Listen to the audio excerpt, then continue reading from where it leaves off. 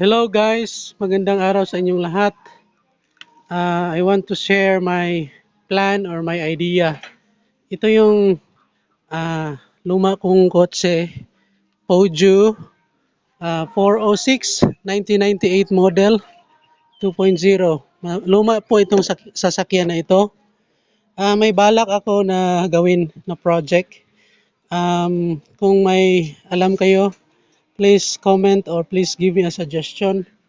Balak ko pong mag weekend car camping or matulog dito sa sasakyan. Kasi may nakikita ako online mga tao sa Japan, sa US na nagka-car camping.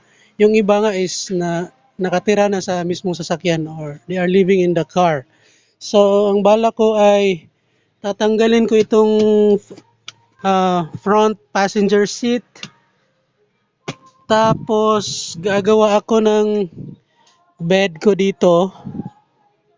At saka sa mga nakikita kong mga videos or vlogs about car camping or living in a car, pag medyo mataas ka, about 5 feet or so, hindi ka pwedeng matulog dyan sa backseat kasi hindi yan enough.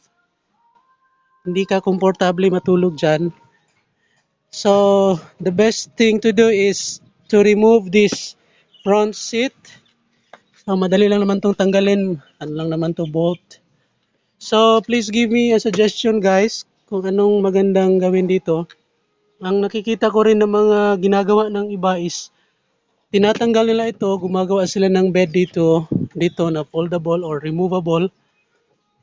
Tapos, tinatanggal nila itong back seat para mahaba yung area at saka diretso yung paa mo or yung ulo mo doon malapit na sa trunk. So that is the best way to have enough space para pag natulog ka sa sasakyan for your car camping is komportable ka.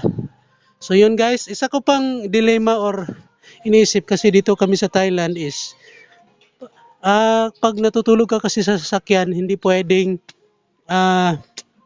ipandar yung makina for the whole night. Of course, masisira yung makina or maubos yung gas mo.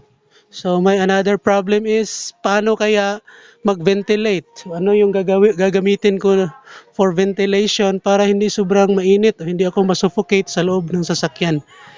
Other suggestions are i-open lang tong window half tapos magdikit ng screen para walang makapasok ng mga lamok or net or walang makapasok ng mga insects or hayop. Pero yun guys, siguro tatry ko muna tanggalin yung front passenger seat. Tapos gagawa ako ng bed using wood. Ako lang ang assemble. Tapos itatry ko kung kasya ako dito and I can sleep comfortably. So please comment or please share your ideas or give your comments for this wild idea or wild plan. I really want to try this as a sort of adventure during weekend lang kasi during the weekdays may trabaho kami.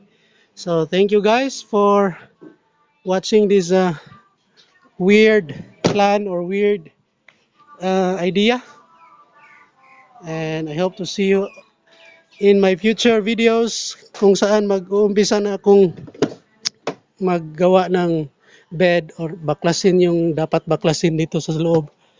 Anyway, wala naman akong kasama kasi yung pamilya ko nasa Pilipinas. So ako lang mag-isa dito ngayon sa Thailand. So that could be a good pastime during weekends to travel in the nearby provinces or nearby places here in my place. And maybe during the long holidays, we can travel to farther places in the north of Thailand or south of Thailand because we are living near the central part of Thailand. So please give me your ideas or suggestions. Thank you.